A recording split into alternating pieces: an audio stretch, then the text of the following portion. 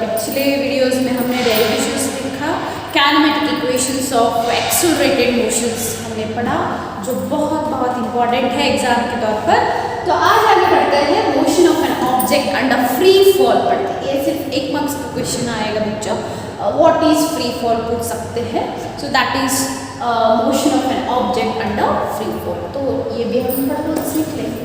तो आपका नाम ये हेडिंग देखिए लग रहा होगा, फ्री फॉल मतलब फ्रीली वो बॉडी फॉल करता हो, ठीक है। अच्छे से समझ लेते हैं, motion of an object under free fall यानी क्या। देखो, एक ऑब्जेक्ट जब भी कुछ वेलोसिटी से वो नीचे आती है, ठीक है, ऑब्वियसली उसको नीचे आना ही पड़ेगा due to acceleration, due to gravity, ठीक है। अर्थ के पास ग्रेविटी है, तो उस ग्रेविटेशनल फोर्स की वजह से जो भी ऑब्जेक्ट ऊपर है वो नीचे आएगा, ठीक है। अगर वो उस ग्रेविटेशनल फोर्स से एस्केप होकर जाती है, बहुत दूर हो जाती है, तो तभी उसको वापस आने की कोई वैसे सिचुएशन होगा ही नहीं, ठीक है, क्योंकि it has escaped from gravitational pull. तो वो बनेंगे अपने रॉकेट्स जो है, वो सभी हम वैसे ही लॉन्च करते हैं बच्चों, जैसे कि हम उसको इतना वेलोसिटी देते हैं 11.2 मीटर पर सेकेंड, इतना वेलोसिटी उस रॉकेट्स को देते हैं, सैटेलाइट्स जो भी है देते हैं, ताकि वो ग्रेविटेशनल पुल से एस्केप होकर चले जाए, ठीक है। हम उसकी बात नहीं कर रहे हैं फिलहाल, हम बात कर रहे हैं कि ऐसे ऑब्जेक्ट्स जो ग्रेविटेशनल पुल के पास ही हो, ग्रेविटेशनल फोर्स में ही हो, ठीक है, अर्थ से बाहर ना हो, ठीक है। तो ग्रेविटेशनल पुल के अंदर ही है वो बॉडी ऑब्जेक्ट, तो भी वो कैसा मोशन लेगा, फ्री फॉल लेगा। मतलब an object is left at a greater height, ठीक है, from a height it is left, it will fall freely. यहाँ पर और एक बात आपको याद रखना है कि एयर का जो फोर्स है, एयर भी फोर्स लगाता है, एयर का जो फोर्स है इसको हम निग्लेक्ट करना चाहिए इसमें, तभी उसको कहेंगे free fall motion, free fall motion. So जब भी ऑब्जेक्ट फ्री फॉल मोशन लेती है तब उसका एक्सेलरेशन होगा कांस्टेंट, उसका एक्सेलरेशन होगा बच्चों वेरी द कांस्टेंट रहेगा, ठीक है। तो लिख लेंगे, if an object is released from greater height, condition क्या है, एयर रेजिस्टेंस यानी एयर का जो फोर्स है वो निग्लेक्ट कर देते हैं, उस वक्त का जो मोशन है ऑब्जेक्ट का उसे कहेंगे free fall, freely falling under the gravitation force, freely falling under the gravitation force. तब उसका एक्सेलरेशन कैसा होगा बच्चों, यूनिफॉर्म होगा। तो ये याद रखना पड़ेगा इसमें कि freely falling body under the pull of gravity will have uniform acceleration, ये बात है। अच्छा, motion of an object under free fall, तो डेफिनेशन मैंने लिखा है बच्चों, चाहिए तो लिख लो, जो मैंने एक्सप्लेन किया है वही। If an object is released from a height near the surface of the earth, it is accelerated downwards, ठीक है, वो नीचे आ रहा है under the influence of what, किसकी वजह से आ रहा है, ग्रेविटेशन फोर्स की वजह से, हम इधर ग्रेविटेशन पुल कहेंगे। फोर्स यानी क्या, पुश और पुल, है कि नहीं, with acceleration due to gravity, ठीक है। हम इधर एक्सेलरेशन ड्यू टू ग्रेविटी जो है बच्चों, जो अर्थ का है वो g मान लेते हैं, और एयर रेजिस्टेंस जो है, एयर का जो फोर्स है हम उसको निग्लेक्ट कर देते हैं, तो तभी उस ऑब्जेक्ट को हम कहेंगे अंडर फ्री फॉल, ठीक है। तो इस मोशन में ये क्या है, it is a case of motion, it is a case of motion of uniform acceleration. मतलब यहाँ पर एक्सेलरेशन कैसा रहेगा बच्चों, यूनिफॉर्म रहेगा, ठीक है। वेलोसिटी चेंज जो है वो कांस्टेंट रहेगा, तो ये यूनिफॉर्म एक्सेलरेशन है। तो यहाँ पर हम g का वैल्यू मान लेते हैं 9.8 मीटर पर सेकेंड स्क्वायर, ठीक है।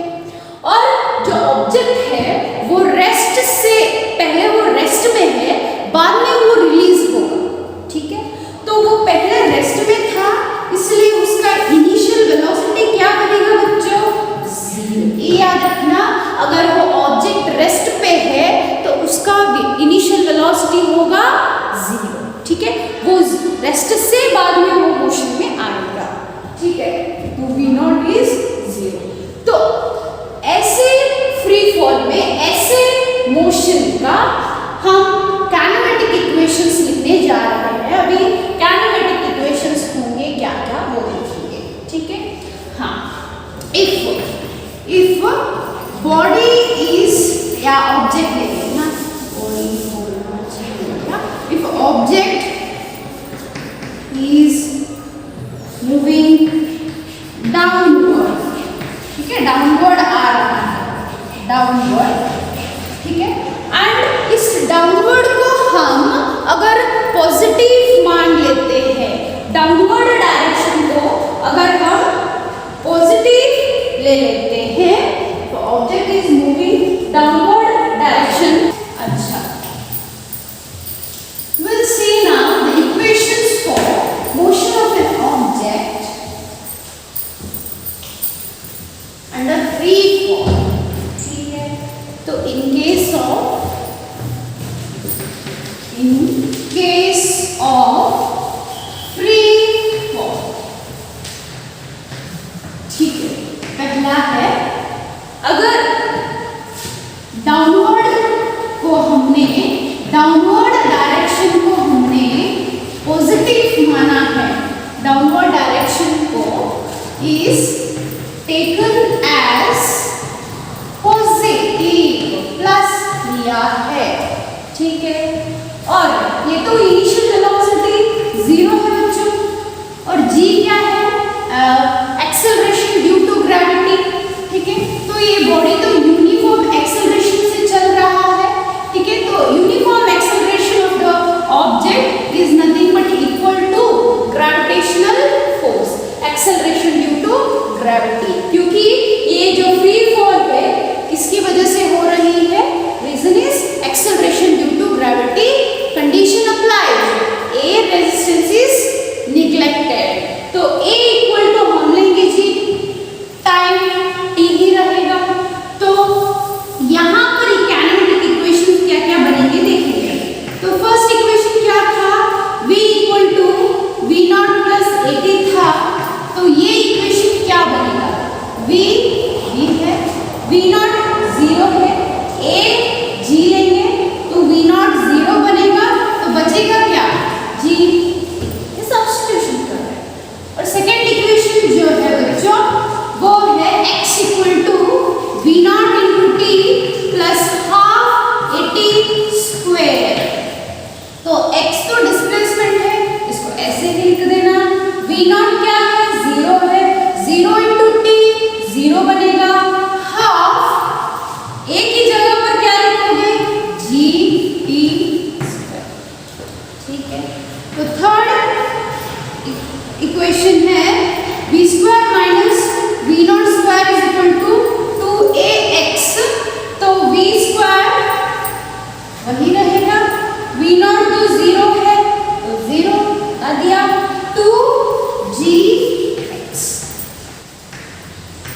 तो ये है क्या है? Equations of an object in case of free fall. अगर डाउनवर्ड डायरेक्शन को आप पॉजिटिव मानते हो तो ये इक्वेशन आएगा, इधर g क्या बनेगा? प्लस में रहेगा, पॉजिटिव रहेगा। अदर केस, और एक केस ले लेते हैं। अगर फ्री फॉल में से फ्री फॉल में अगर हम सेकेंड केस, अगर डाउनवर्ड डायरेक्शन को आपने डाउनवर्ड डायरेक्शन इज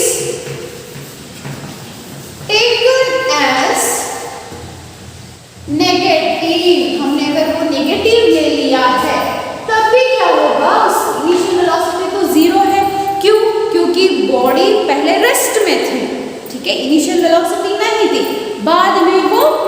में चला जाए, ठीक है।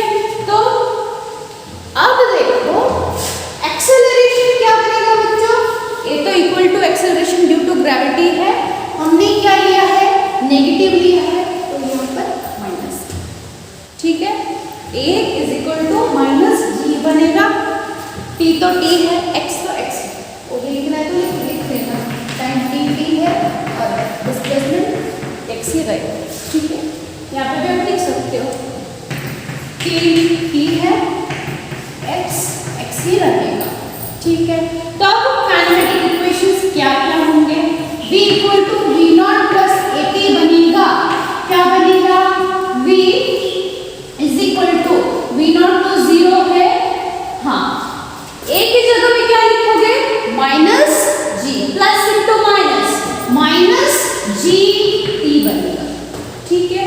सेकेंड इक्वेशन वही डिस्प्लेसमेंट का x equal to V not into T plus half A T square, क्या बनेगा, yes x equal to V not zero है, टी टी ही रहेगा, जीरो हुआ, हाफ, हाँ a की जगह पे क्या लिखोगे बच्चों, माइनस जी, तो ये minus g into t t ही है, स्क्वायर बनेगा, ठीक है। तो थर्ड वाला v square minus v not square is equal to 2ax, ठीक है।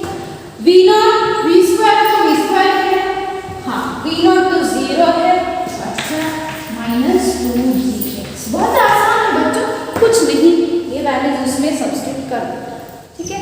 तो ये बनेंगे equations for motion of an object under free fall. तो आपको इसमें क्वेश्चंस पूछे जा सकते हैं, प्रॉब्लम्स भी आ सकते हैं, 2 मार्क्स के लिए आपको ए इक्वेशंस लिखने भी कह सकते हैं और डायरेक्टली इक्वेशंस लिख सकते हैं, ठीक है, समझ में है तो लिख लो।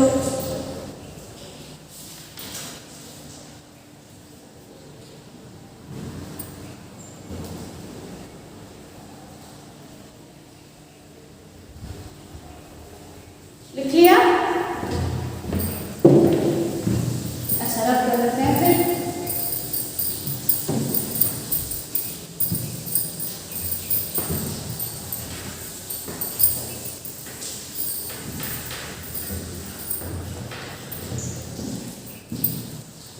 अब देखते हैं variation of velocity with time graph, मतलब वीटी ग्राफ देखते हैं, motion of an object under free fall के वीटी ग्राफ देखते हैं, ठीक है। ये वीटी ग्राफ जो है ये उल्टा आएगा, क्यों, क्योंकि इधर डाउनवर्ड डायरेक्शन वेरिएशन जो है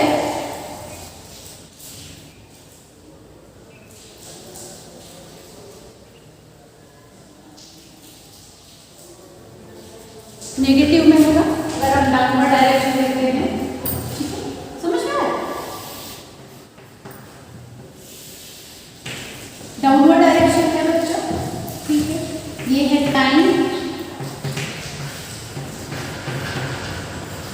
ये y डैश, ये नेगेटिव में होगा y डैश, ठीक है। तो अगर बॉडी रेस्ट पे है तो ऐसे होगा, तो ये है माइनस जी देगा, बराबर। आपको इधर 1 मार्क्स के लिए क्वेश्चन आएगा कि draw VT graph for an object under free fall, तो ये ड्रॉ थोड़ा पैरेलल आने दो, ठीक है। नेक्स्ट सेकेंड वाला, ये x है और ये y है, ठीक है। तो t वर्सेस v है, VT graph t versus v,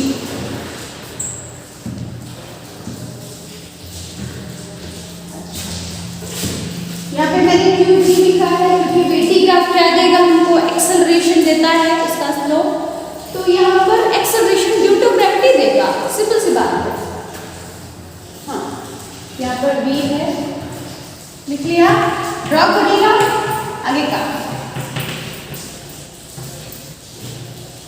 तो ये है object moving with constant velocity, लिख लिया।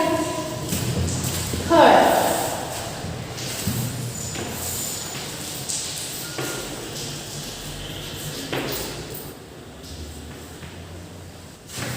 t in सेकेंड यहाँ पर लेंगे v in मीटर पर सेकेंड, ठीक है।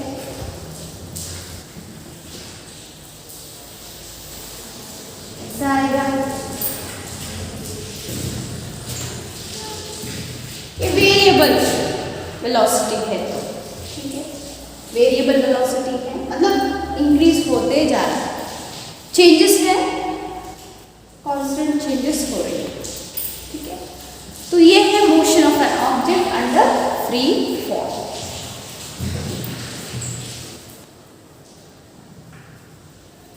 लिख लिया? अच्छा, इधर छोटे छोटे कॉन्सेप्ट आएंगे बच्चों, तो वही मैं आज डील कर रही हूँ। ओके, नेक्स्ट एक छोटा सा कॉन्सेप्ट आएगा, reaction time. Reaction time, reaction time.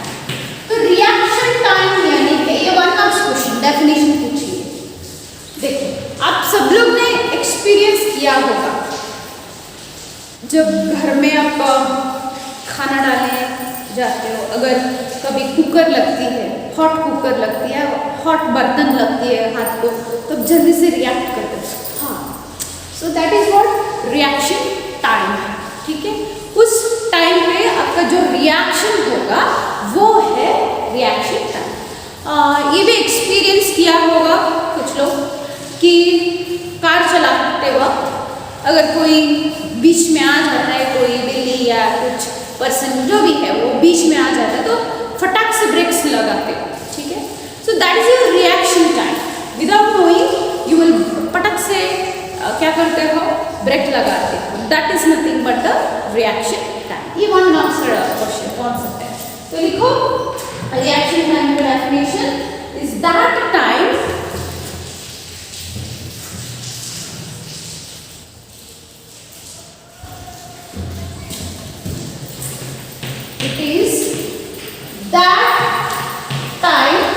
it is that time a person takes to observe, ठीक है, think and act।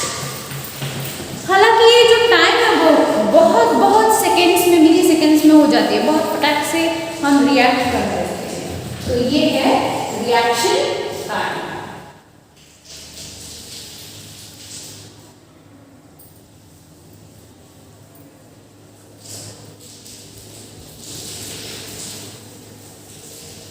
तो रिएक्शन टाइम कितनी हो सकती है, it can be around 0.2 seconds में हम रिएक्ट करते हैं, 0.2 सेकेंड्स में हम रिएक्ट करते हैं, तो ये है रिएक्शन टाइम, ठीक है।